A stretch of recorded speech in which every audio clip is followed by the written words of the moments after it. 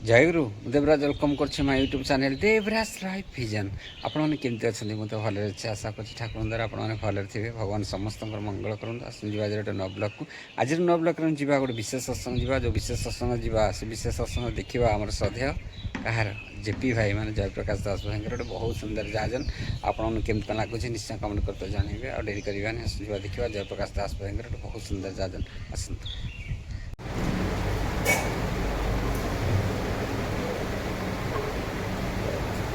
जगतरता श्री श्री ठाकुर जगत जननी श्री श्री बड़मा परम पूज्यपाद श्री श्री बड़दा प्रधान आचार्य देव श्री श्री दादा श्री चरणारविंद मोर कोटि कोटि प्रणाम निवेदन। सत्संग उपस्थित गुरु भाई माने माँ माने छोट छोट पिला माने एवं माइक स्वर जिते दूर संभव शुणा जाए समस्त सत्संगी श्रोता बंधु मानक मोर प्रीतिपूर्ण जय गुरु निवेदन करी। आज ये सांध्य सत्संग पाखे अनुष्ठित होइछि आम समस्त अति आदर भागीरथी भाई तांकर ये जे दुकान पुराना जगार आउ एक जगह को स्थानांतर होइछि नूतन भाव में एठी तांकर व्यावसायिक कार्य आरंभ होबो। तबे परम पिता निकटरे तांकर व्यावसायिक जीवन सहित पंच महाजीवन मंगलमय हो उठू यह परम पिता निकटरे विशेष प्रार्थना।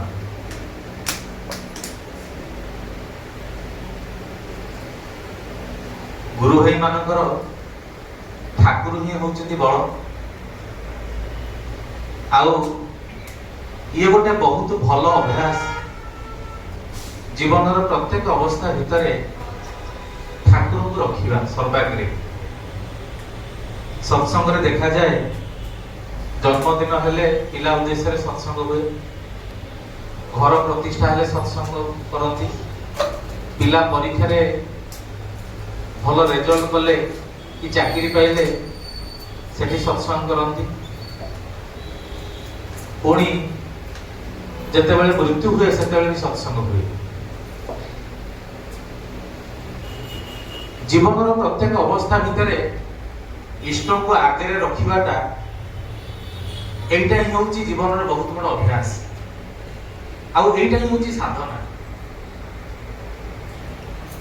तो बाहिक भाव में तो आम ठाकुर सत्संग करवा ठाकुर ये अनुष्ठान करवा यहाँ जमी गोटे अभ्यास सब बड़ अभ्यास हूँ जीवन प्रति माने फर्दरे प्रति पृष्ठारे प्रत्येक मुहूर्त मनुष्य जहाँ कर्म करे से कर्मटा अनुजाई हुए कि नहीं। अभ्यास और साधनार सबुठ बड़ कथा हूँ आम जीवन में आम दीक्षाटा नहीं कहूँ आम जीवन में सी हूँ आदर्श गुरु आम परिचय हूँ सत्संगी। तेरे से हिसाब से आम अंतर जगत टाक केते दूर से अधिकार कर आम केते स्थानटा देचु जो आम गर्वित जे आम ठाकुर अनुकूल चंद्र शिष्य करवा। कहीं घटनाटा कहूँ कथाटी गोटे कथार कथाटा आरंभ करी भावुची मन को से कथाटा आसुची। गोटे बाणुआ जे शिकार करे तार व्यवसाय होउची जे पक्षी मान को शिकार करी माने धरिगिरी से नेकी बाहर बिके रोज तार व्यवसाय से गुड़ाए पक्षी धरिबो ताको नेकी बाजार रे नेकी बाहर लोक पाखे नेकी देखैगिरी बिकिबो सेइथरे जहा पैसा आसे तार दिन गुजराण मेटे। दिने एंटी गुड़ाए चढ़ई नहीं से जाउची से जीवा अवस्था रे ताको जने साधु देखिबे बाटे साधु मानकर मन तो हृदय तो दयालु स्वभाव सी जो देखिए ये पक्षी गुड़ा को बांधिकी ये नहीं जाऊँगी तेणु साधु ताको जिज्ञासा करेंगे पाखक जाई जे तुम्हें पक्षी गुड़ी को बांधिकी कहीं कुआड़े नौच बाणुआ जी से तार उद्देश्य कह ଯେ ମୁଁ ୟାକୁ ନଉଛି ବଜାରରେ ବିକିକି 2 ପଇସା ପାଇବି ଆଉ ସେଇଥିରେ ମୋ ଘର ଚଳିବ। ସାଧୁ କହିବେ କେତେ ଟଙ୍କାରେ ବିକିବ? ନା 2 ଟଙ୍କାରେ ବିକିବ। ସେଠୁ ସାଧୁ ତାଙ୍କ ମୁଣାରୁ 2 ଟଙ୍କା ବାହାର କରି ସେ ବାଣୁଆକୁ ଦେଲେ ଆଉ ସେ ଚଢେଇ ଗୁଡାକୁ ତାଙ୍କ ଠାରୁ ନେଇ ଆସିବେ। ଚଢେଇ ମାନଙ୍କ ପ୍ରତି ତାଙ୍କର ଯୋଉ ଦୟାଟା ସାଧୁଙ୍କର, ସେ ଦେଖିବେ ଚଢେଇ ଗୁଡାକ ଯାଇଥାନ୍ତେ ବିକା ହେଇଥାନ୍ତେ କୁଆଡେ ଯାଇକିରି ଏମାନେ ସ୍ୱାଧୀନ ହେଇକି ବୁଲୁଥିଲେ, କୋଉଠି ଯାଇ କାହା ମଞ୍ଜୁରୀ ରହିଥାନ୍ତି କି କଣ ହେଇଥାନ୍ତା। ତାଙ୍କର ଦୟା ପରବଶ ହେଇ ସେ ଚଢେଇ ମାନଙ୍କୁ ଗୋଟେ ଶିକ୍ଷା ଲାଭ ଦେଲେ ଯେ ଚଢେଇ ମାନେ ଭବିଷ୍ୟତରେ ଯେମିତି ଆଉ ଏଇ ପ୍ରକାର ବାଣୁଆ ତାଙ୍କୁ କିଏ ନ ଧରେ, ତାଙ୍କୁ ସେଇ ପ୍ରକାର ଶିକ୍ଷାଟା ଦେଲେ କଣ ନା ତାଙ୍କୁ ମୁଖସ୍ଥ କରେଇଲେ ଯେ ବାଣୁଆ ଆସିବ, ଖୁଦ ବୁଣିବ, ଜାଲ ବିଞ୍ଚିବ, କିନ୍ତୁ ତୁମେ ସେଥିରେ ପଡିବନି। ତାକୁ ପୁରା ଘୋଷେଇ ଦେଲେ, ପୁରା ମୁଖସ୍ଥ କରେଇଦେଲେ। ଆଉ ଚଢେଇ ମାନେ ଯେତେବେଳେ ଏ କଥା ମୁଖସ୍ଥ କରିଦେଲେ ସେତେବେଳେ ଇଏ ଭାବିଲେ ଯାଉ ଚଢେଇ ମାନେ ରକ୍ଷା ପାଇଯିବେ, ବର୍ତ୍ତମାନ ତାକୁ ଛାଡିଦେବେ। ଛାଡିଦେବା ପୂର୍ବରୁ ତାଙ୍କ ପଞ୍ଝାରେ ଗୋଟେ ଚିହ୍ନ ରଖିଥିବେ, ଇଏ ଏଇ ଚଢେଇ ମାନଙ୍କୁ ଶିଖେଇଛନ୍ତି ବୋଲି। यार अनेक दिन बीती जाइछि। सेमती रास्तारे जेतेबेले साधु जाउछन्ति बाटे देखिबे सेही बाणुआ से पुणी किछि चढ़ेई नेकी जाउछि। आ एथरा आश्चर्यजनक विषय होउछि या जे से बाणुआ जो चढ़ेई नेकी जाउथुबो से चढ़ेई गुडा भितर देखिबे सेमिति से पुराना चढ़ेई किछि जो मान को पंजारे से चिन्ह दैथिले से चढ़ेई गुडा को टाणी देलछ। से देखिबे कि एई मान को तो माने सिखैथिली ये पुणी कोन बाणुआ माने ये रे पड़ी के एमन कोन जाउछन पुणी से दिन में 2 टका देके सब चढ़ेई गुडा को नेकी आसीबे। आ परीक्षा करिवे जो मान को चिन्ह दैथिले ताकू जेतरे परीक्षा करिवे से देखिबे ताकर पूर्व कथा सब मन अछि। से कहउचंती मुहरे जे बाणुआ आसीबो खुद बुणीबो जाल बेचिबो किंतु आमे सेतरे पड़िबोनी ए कथा चढ़ेई कहउछि। किंतु कहिबा सत्वे से बाणुआ पाखरे धरा पड़िछन। कहिबार अभिप्राय होउछि जीवन में बहुत गुड़ाए कथा जानिकी मध्य मनुष्य अजଣା हुए, बहुत गुड़ाए जिनिस बुझिकी मध्य मनुष्य अबुझा हुए। आम जीवन कोठी ना कोठी मु तो मो निजक जो देखे मु तो भावे से चढ़ई मान भर गोटे चढ़ई ठाकुर को देखिए अनेक दिन हो जाए। आज जेते अतीत को चाही देखुचे जे आम भितर ठाकुर को सत्यांशटा जो सकाल प्रार्थना कर उठी पढ़े भावे केते दुर्बलता भितर लुचि न रही। से जो सत्यांशटा पढ़ा आज बाणी बाहर जदि साधनार उन्नति लाभ करे कपटता त्याग करे। मुझे देखुची मो भितर कपटता अच्छी। साधना माने सु अभ्यास अभ्यास गुड़ा को चरित्र धरी रखी हो दुर्बलता भितर युद्ध करिया को एबे भी पड़ुची आउ पारुनु बहुत समय पड़ी जाउछु छाड़ी दउछु माने किछि दिन करिकी कोनटा को बंद कर दउछु। सेटा साधना साधनाटा होचे आयत्त करिबा। आज ए जे भाई व्यवसाय करिछन ठाकुर एमिति को दिग नै जो दिगर कथा कहिना ठाकुर व्यवसाय नियम दीछन। व्यवसाय 5टा नियम दीछन। से नियम हिसाब रे चलिले व्यवसाय रे कृतकार्य हेई हुए। ठाकुर वैवाहिक जीवन नियम दीछन। से नियम मानि चलिले दाम्पत्य जीवन प्रणय आसे। ठाकुर प्रत्येक अवस्था रे कृतकार्य नियम गुड़ाक ताकर विभिन्न ग्रंथ विषय विभिन्न कथा रे दे दीछन। ताकू जेतेबेले मनुष्य अमान्य करे मनुष्यटा दुख रे पड़े। ठाकुर पाखरे जणे ताकर भक्त कर्मी सक्रिय कर्मी ताकर पारिवारिक जीवन में बहुत जोर अशांति होछि। अशांति एमिति हेछि मनुष्य सब सहयोग कर परिबो। तार पारिवारिक जीवन जो अशांति घटिला से अशांति से सह्य कर परिबो कहा के कहि परिबो। आज जे बहुत जगार समाज में देखा जाउची विभिन्न निशाग्रस्त मनुष्य विभिन्न बेकायदा बेनियम असहिष्णुता हिंसा ବିଶୃଙ୍ଖଳ ମନୋଭାବ ତାର ଅନେକ ଗୁଡ଼ାଏ କାରଣ ଥାଇପାରେ। ସେ କାରଣ ଭିତରେ ଗୋଟେ ବହୁତ ବଡ଼ କାରଣ ହଉଛି ପାରିବାରିକ ଅସଙ୍ଗତି।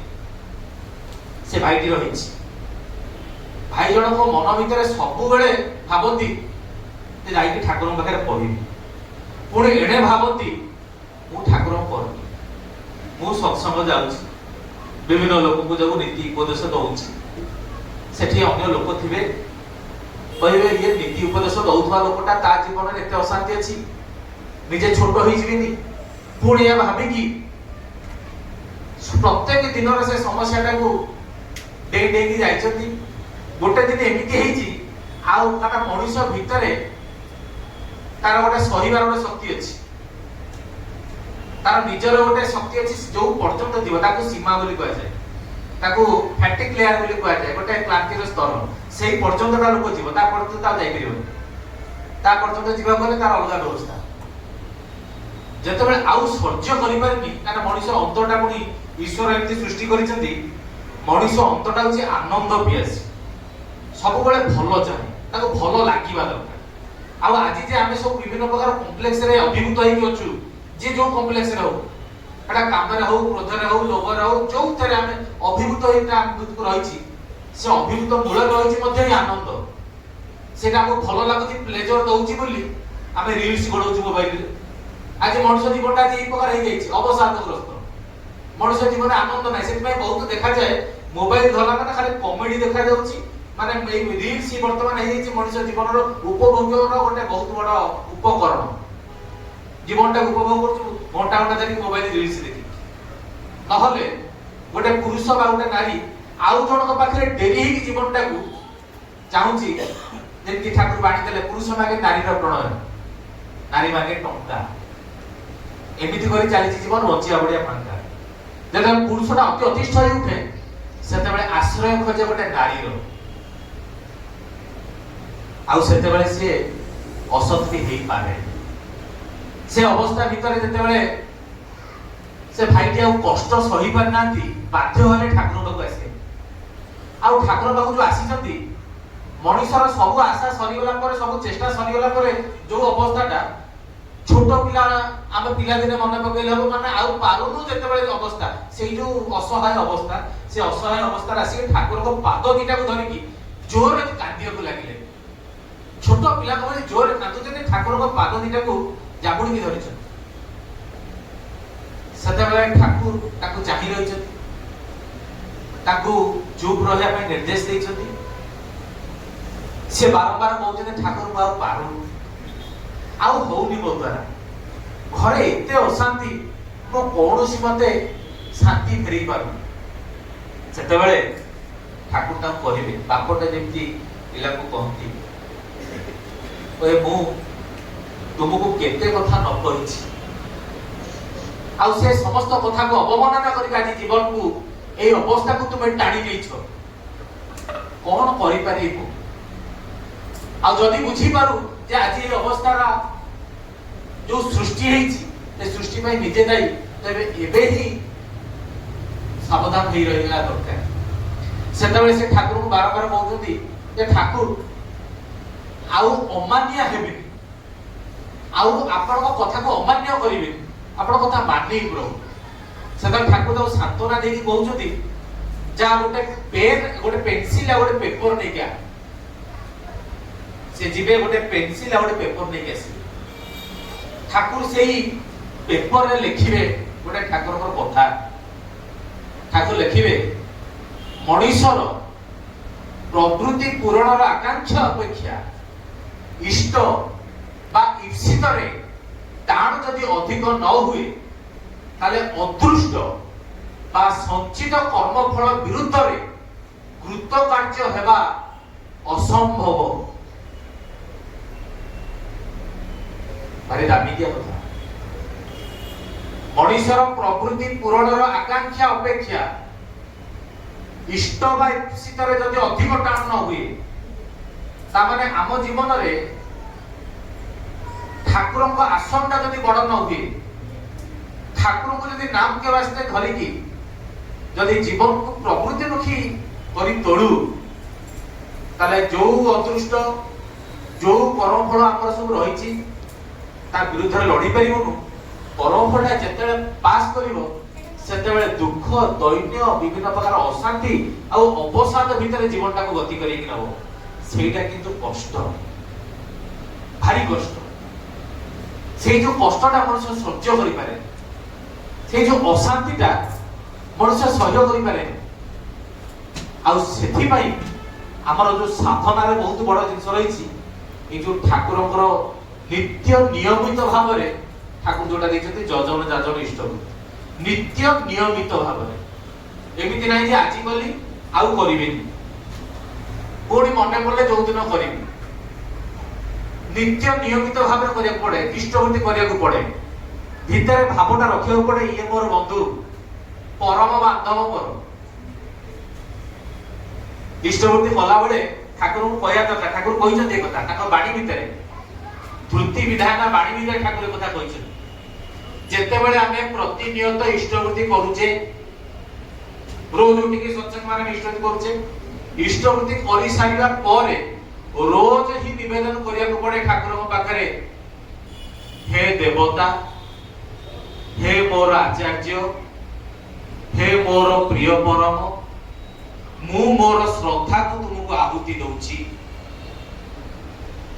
तामाने मोर जीवनर सब किछटा तुम पाखरे एटा आरंभ हुए इष्टवृत्ति आमे इष्टवृत्ति केमती करू जने गुरु भाई को पाखरे बहुत दिन तळर कथा ए कथा नाइ परिप्रेक्षी रे पहुंची बेले ओटा मने पड़ी जाउची ताको घर को जाई थाउ दिन 9टा परे हबो से भाई सोईथिले आमे तांकर मोर मिसिक गोटे जगह को जीवार थिला से हठात बाहर की पैंट शर्ट पिंदी के आडी आसे मोबाइल तमे सोईथिलटी ना हो बोल उठिलटी एबे ना हो बोले हम सकाळ उठलो ना ना एने उठिबा मतलब इष्टवृत्ति ना कलिबा मोबाइल केते गलो ना मु जो सेठी जो कंप्यूटर लगे ठिया कोन करथिले माने से कंप्यूटर पाखरु ताकर मोबाइल चार्ज बसतला ता चार्ज काढिया भितरे से केते बेले से इष्टवृत्ति करदेले मु जानि पाइले कि से घरे बसते ठिया ठिया इष्टवृत्ति एही प्रकार जदी ता माने दीक्षा नै छु जदी डीपी वर्क होउची जदी रिपोर्ट खोजा हबो उ तो इष्टवृत्ति पहुंच भी हिची किंतु इष्टवृत्तिटा को भाव रे सेटा दिया जाईची सेटा के देखि परिबे सेटा मोर व्यतीत आउ कि जानि परिबे मोर निज व्यतीत सेटा कहि परिबे मोर भीतर मो भावटा इष्टवृत्ति दबार मो भीतर से भावटा को प्रकार सेटा केवल मु जानिबी आ मोर गुरुदेव जानिबी जदी एई प्रकार गोटे माने जोटा हृदय नाही मन नाही व्याकुलता नाही दबार आग्रह नाही देखि दहो माने दौ इष्टवृत्ति तो फल अछि किंतु इष्टवृत्ति फलटा जीवनटा को जो प्रकार हमरा आगे नवा कथा वो तो सेथिरु वंचित सेति ठाकुर कहले इष्टवृत्तिटा होउची दबार आवेगटिक कोन ठाकुर नियंत्रण हमर भावटा कोन केमति दउछु केते दउछु कोन दउछु सेटा न दबार आवेगटिक से व्याकुलता जदि न होला ताले सेटा इष्टवृत्ति को कोआ जाउछि जजन जजन माने तांकर रंगरे रंगी देई रहिबा निजको उद्भूत करि तोलिबा तांकर विधि विधान भितरे होय तो दीक्षा नवा परे नाध्यान रो जिंस बहुत कम भीतर रहिछि प्रार्थना रो जिंस होय तो बहुत बेटे बहुत ढिला जदियो मौलिक नियम भितर जजन कहले नाध्यान प्रार्थना इसु कथा कहै जाय किंतु आरो अनेक जिंस रहिछि होय तो ठाकुर को दीक्षा भितर होय तो सेटा नै जाने बहुत गुरु भाई बचाल माने वो तो अनेक दिन दीक्षा नहीं थिबे वो तो विवाह भितर अनुलोम विवाह का को जे प्रतिलोम विवाह का को जे वो तो जानि नथिबे आइना दिने वो तो ठाकुर बही के आडी ना ठाकुर को इच्छा उद्देश्यटा कोन ठाकुर कोन कोन सब कथा कहबो तो सुस्त नै नै सुस्त ने पांचरा नीति जे हटात पचार दिया जिवो बहुत लोगों पार्टी खनी मारी जाए जे पांचरा नीति कोन कहया को जाईकरी एई प्रकार मु कहया कथा मोर कारण अंतर को कष्ट दबा कि मु गोटे बहुत करूची आ समस्त बदे पछरे शेयर नहे कहबार उद्देश्य होची अकपट भाव रे ठाकुर प्रति भलो पाइबा जाजन प्रत्येक दिन जाजन करिया दरकार प्रत्येक दिन आ एटा एमति नाही जे बहुत गुडा बही पढिले जब जाजन करिवो ଯାଜନ ମାନେ ସେବା। ପ୍ରତ୍ୟେକ ଦିନ ଆମେ ଯାହା ବୁଝିଛୁ ଆଉ ଜଣକୁ କହିବା ଦରକାର। ଏଇଠି ବସିଥିବା ଘର ଭିତରେ ଆମେ ବସିଥିବା ଯେତିକି ଭାଇ ଆମେ ନିଜକୁ ପଚାରିବା ଦରକାର ଆଜି ଆମେ ଯାଜନ କରିଛୁ।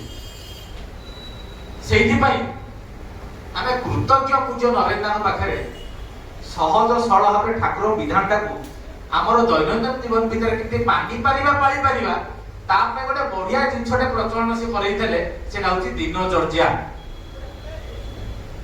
ଘରେ ରାତିରେ ଶୋଇବାକୁ ଯିବା ପୂର୍ବରୁ ଠିକ ଭୁଲ ମାରିକି ଶୋଇବ। ମାସ ଶେଷକୁ ଦେଖିବ, ଖାଲି ଦେଖିବନି ସେଟା ପୁଣି ପଠେଇବ। ମଣିଷ ପଠେଇବାକୁ କୁଣ୍ଠିତ ହୁଏ କାହିଁକି ନା ମୁଁ ଯେପି ଭାଇ ସତ୍ସଙ୍ଗରେ ଯାଜନ କରୁଛି, ଉଠୁଛି ଦିନ 8ଟା ବେଳକୁ, ପ୍ରାର୍ଥନା କରୁନି, ଜାଣିଯିବେ ସମସ୍ତେ। ଆଉ ଜାଣିଗଲେ ମତେ ଯୋଉ ଭାବୁଛନ୍ତି ଗୋଟେ ବହୁତ ବଡ ପଣ୍ଡିତ ବହୁତ ବଡ ଭକ୍ତ ସେଇଟା ଭାବିବେନି। ଏଇ ଭାବନାଟା ଦିନଚର୍ଯ୍ୟା ମାନିବାକୁ ବି ଦଉନି, ପୈଠ କରିବାକୁ ବି ଦଉନି। ତା ମାନେ ଭିତରେ କପଟତାଟାକୁ ବଢେଇ ରଖିବା ପାଇଁ ଆମେ ତା ପାଇଁ ଚେଷ୍ଟା କରୁଛୁ। ଏଇ ଦାଦାଙ୍କର ରେକର୍ଡିଂ ଭିତରେ ଅଛି ନିଜ ନରେନ୍ଦ୍ରଙ୍କର ଅନ୍ତରେ ଯୋଉଟା ଗୋପନ ରଖିବ ସେଟା ବଢିଯିବ।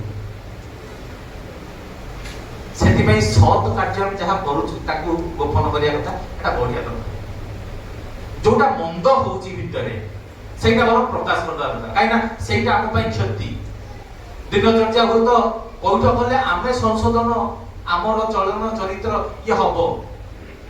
ଏଇଟା କଣ କରିବ ନା ଏଇ ଯୋଉ ଦିନଚର୍ଯ୍ୟାଟା ଆମର ପ୍ରତ୍ୟେକ ଜୀବନରେ କୃତକାର୍ଯ୍ୟତା ଆଣିବ।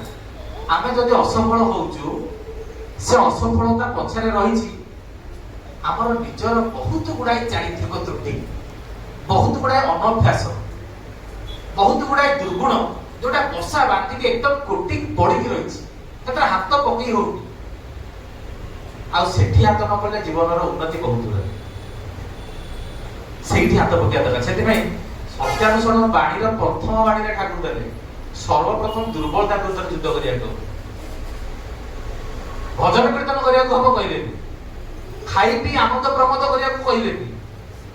କଣ କହିଲେ? ଦୁର୍ବଳତା ବିରୁଦ୍ଧରେ ଯୁଦ୍ଧ କରିବାକୁ ହବ। ପ୍ରତ୍ୟେକ ବ୍ୟକ୍ତି ତାର ଯୋଉ ଦୁର୍ବଳତା ରହିଛି ସେ ସେଥିରେ ଚେଷ୍ଟା କରିବା ଦରକାର ଆମେ ଦୁର୍ବଳତା ବିରୁଦ୍ଧରେ ଯୁଦ୍ଧ କରୁଛୁ ନା ନାହିଁ।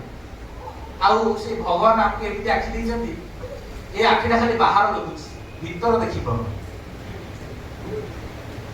ମଣିଷ ଯେତେବେଳେ ନାଭ୍ୟାନ କରେ ମଣିଷ ନିଜକୁ ଦେଖିପାରେ, ଆତ୍ମବିଶ୍ଳେଷଣ ହୁଏ।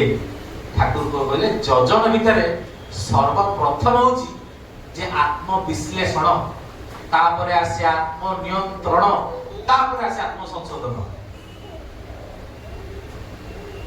ଯଜନ କଲେ ତାକୁ ହବ, ନ କଲେ ଜୀବନ ବାଟରେ ହୁଏତ ସେଇ ଯୋଉ ଦୁଃଖ, ସେଇ ଯୋଉ କଷ୍ଟ, ସେଇ ସମୟରେ ଜୀବନ ଯୋଉ ଅବସ୍ଥା ତିଆରି କରିବ ସେଥିରୁ ଆମେ ରକ୍ଷା ପାଇପାରିବା ଯଦି ଏଇ ଅବସ୍ଥାରେ ଆମେ ଠାକୁରଙ୍କର ପ୍ରତ୍ୟେକ ଦିନଟାକୁ ଯଦି ଏଇ ପ୍ରକାର ଅବସ୍ଥାରେ ନଉଥାଉ। ଆଉ ଆସକ୍ତି ଆଉ ପ୍ରବୃତ୍ତି ହଉଛି ଏମିତି ଗୋଟେ ଜିନିଷ, ଏମିତି କୌଣସି ଅବସ୍ଥା ନାହିଁ ଯୋଉ ଅବସ୍ଥାରେ ଆସିବ ନାହିଁ, ଯୋଉଠି ଲୋକଟା ପ୍ରଲୋଭନ ଆଉ ସୃଷ୍ଟି ହବନି, ଲୋକଟା ଇଷ୍ଟଙ୍କୁ ଦୂରେଇ ଯିବନି। ଏମିତି କିଛି ନାହିଁ, କୋଉ ବୟସ ନାହିଁ। ଲୋକ 10 ବର୍ଷ ଦୀକ୍ଷା ନେଲେ କି 15 ବର୍ଷ ଦୀକ୍ଷା ନେଲେ କି 30 ବର୍ଷ 50 ବର୍ଷ ଦୀକ୍ଷା ନେଇଗଲେ ଆଉ ଲୋକଟା ଦୁର୍ବଳତାଗ୍ରସ୍ତ ହବନି, ଆଉ ମାୟା ତାଠୁ ଦୂରେଇ ଗଲା, ସେ ବହୁତ ବଡ ଭକ୍ତ ହେଇଗଲା। ଏମିତି ଅବସ୍ଥା ଆଦୌ ନାହିଁ। ସାରା ଜୀବନ ଧରି କରିବାକୁ ହବ ଆହୁରି ଆହୁରି। ଠାକୁରଙ୍କର ପୁଣି ଜଣେ ଭକ୍ତ ଆଶ୍ରମର କର୍ମୀ, ଯୋଉମାନେ ଆଶ୍ରମ ଗଲେ ଦେଖିବେ ଏବେର ଆଶ୍ରମ ସେତେବେଳ ଆଶ୍ରମ ଭିତରେ ତ ବହୁତ ଫରକ ରହିଛି। ଯୋଉମାନେ ଇଷ୍ଟ କର୍ମରେ ସଦା ସର୍ବଦା ନିଜକୁ ନିୟୋଜିତ କରିକି ରଖୁଥିଲେ, ସେଇ ପ୍ରକାର ଜଣେ ବ୍ୟକ୍ତି ବିଶେଷ, ତାଙ୍କର ପରିବାର ସମସ୍ତେ ଆଶ୍ରମରେ ଅଛନ୍ତି। ଏଇ ବହିରାଗତ ଜଣେ ଭାଇ ଆଶ୍ରମ ପରିଭ୍ରମଣ କରୁ କରୁ ତାଙ୍କ ସହିତ ତାଙ୍କର ଭେଟଭାଟ ହେଲା। ଭେଟଭାଟ ହବା ପରେ ସିଏ ତାଙ୍କୁ ଦେଖିଲେ ଇଏ ଗୋଟେ ଆଶ୍ରମରେ ରହିଛନ୍ତି, ଆମର ବହୁତ ବହିରାଗତ ଭାଇ ଯାଆନ୍ତି ଆଶ୍ରମ ଲୋକଙ୍କୁ କିଛି ଦେଇକି ମଧ୍ୟ ଆସନ୍ତି, ଦାନ ଦିଅନ୍ତି, କିଛି ଗୋଟେ ତାଙ୍କୁ ସାହାଯ୍ୟ କରିକି ଆସନ୍ତି। ସେ ଭାଇ ଯୋଉ ବାହାରୁ ଯୋଉ ଭାଇ ଜଣକ ଯାଇଥିଲେ ସେ ଦେଖିଲେ ଏଇ ଯୋଉ ଭାଇ ବହୁତ ଦୁଃଖରେ କାଳାତିପାତ କରୁଛନ୍ତି, ଏବେ ବି ଆଶ୍ରମ ଯିବେ।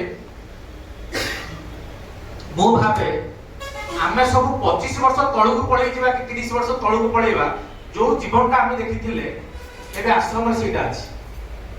ଲୋକ ସାଇକେଲ ଚଲାଉଛନ୍ତି, ଲୋକ ହୁଏତ ରିଫାଇନ ତେଲ ଜାଣିନାହାନ୍ତି, ଘରେ ସୋରିଷ ତେଲ, ସିଏ ଯୋଉ ପରିବା ପତ୍ର ଆମ ଭଳି ଆମେ ଯୋଉ ଚାଉମିନ ସେ ଇଏ ଅପସମ ସେ ନାହିଁ, ଘରେ ସାଧା ସିଧା ଖାଦ୍ୟ माने सी जो जो माने देसी खाद्य सब ताकर लाइफ स्टाइल सब अलग प्रकार एबे लागिले देखिले लागे जे बहुत आमे छाड़ी जाइता बहुत पछर जीवन सेमा छडा अतिबाहित करू एटा बहुत भलो मत खराब न से भाई बाहर को आस्ते भाई से नाम कहले आपनकर निजस्व घर द्वार कोटी किछि नाही जेतले से जानि छथि ताकर बुझि छथि कहले मोर गोटे जागा रो जमी अछि मु सेटा आपन को दान करिया में चाहे आपन सेठी जाई घर द्वार करिया को करिक रहि पारन ये भाई जेतले देखिबे भाबिबे कहबे अरे प्रस्ताव तो मंदर नुई तो घर द्वार नाही मु तो आश्रम रे रहउची कोर पिलाटी ये से स्त्री आउ घरटे हेले परवर्ती अवस्था घर द्वार करि जाई सेठी रहिबा आश्रम रे काई रहिया एया भाबी की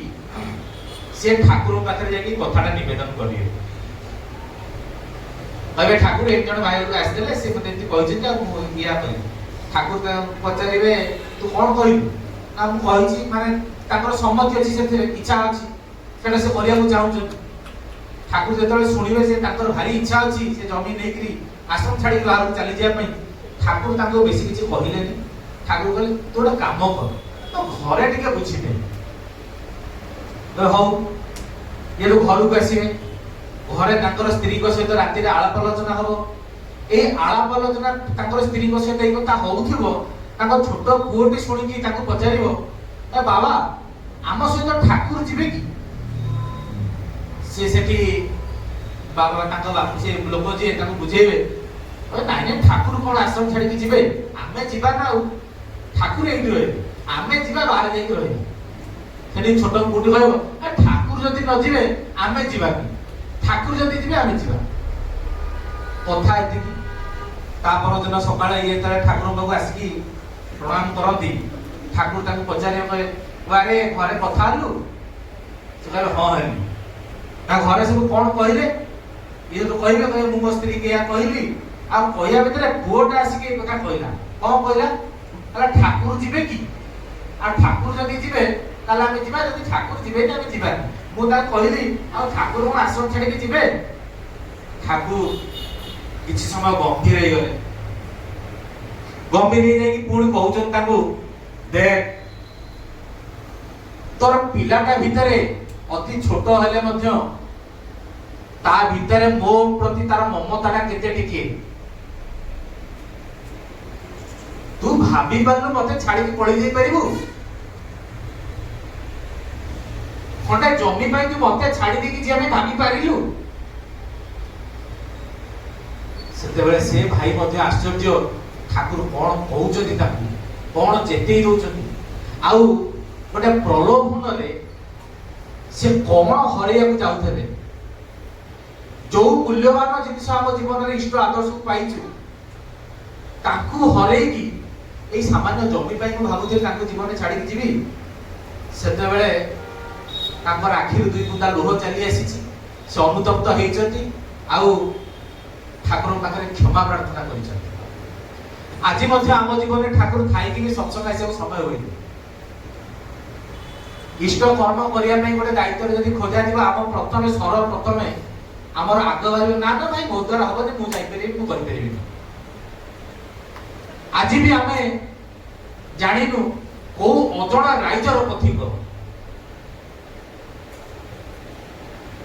आत्म विश्लेषण करिबा निहाती आवश्यक जीवन रे जने गुरु करिचु ताको कोठी स्थान देइछु गुरु वाक्य केवल गुरु संसार त्याग करिया को कहि नाथि गुरु तो संसार सन्यासी होबा पई कहिछन संसार करिया पई कहिछन संसार भीतर प्रत्येक अवस्था रे कृत कार्य होबा पई से चाहि रहछथि जे तुमे कृत कार्य हेले से खुशी हेबे किंतु ताकू त्याग करि कि नहे किंतु आउ सेही अंतर भीतर जीवन तो रखिबा सहित सबुठु बड़ जिनिस होउछि कोन जानते आज्ञा मो निज जीवन अनुभूति रे कहउछि मेली छाडी देले रहि परिबा संग परिवेश इष्ट कर्म याकू बाद दे कि व्यक्तिगत साधना में करि परिबा नाही आमे स्वामी विवेकानंद न जे बसिले जान कले हम सब स्तर बाय स्तर खाली हो आमे एई पांच जण गुरु भाई माने सहित मिसी एई इष्ट कर्म भीतर जाई जाजन करी कोठी कोन विभिन्न इष्ट कर्म योजना भीतर निजो रखेइले आमर बाह्य परिवेश जो विरुद्ध परिस्थिति रही से विरुद्ध ସ୍ଥିତି ଭିତରୁ ଆମେ ନିଜକୁ ରକ୍ଷା କରିକି ଚାଲିପାରିବା, ସତ୍ ହେଇକି ଚାଲିପାରିବା, ଚରିତ୍ରକୁ ଠିକ ଭାବରେ ରଖି ଚାଲିପାରିବା। ଆଉ ଏଇଟା ହିଁ ହଉଛି ଅଭ୍ୟାସ, ଏଇଟା ହିଁ ହଉଛି ସାଧନା। ତେବେ ସମୟ ସଂକ୍ଷିପ୍ତ, ଭାଗି ଭାଇ ବ୍ୟବସାୟ କରିବେ, ଆଜି ଆମେ ଏଠୁ ପଳେଇ ଯିବା, ଆମର କେହି ମୁହୂର୍ତ୍ତର ଏ କାର୍ଯ୍ୟକ୍ରମ, କିନ୍ତୁ ଅନବରତ ଯଦି କିଛି ଚାଲିବ ସେଟା ହଉଛି ଭାଗି ଭାଇଙ୍କର ଏଇ ଯୋଉ ବ୍ୟବସାୟିକ କାର୍ଯ୍ୟ।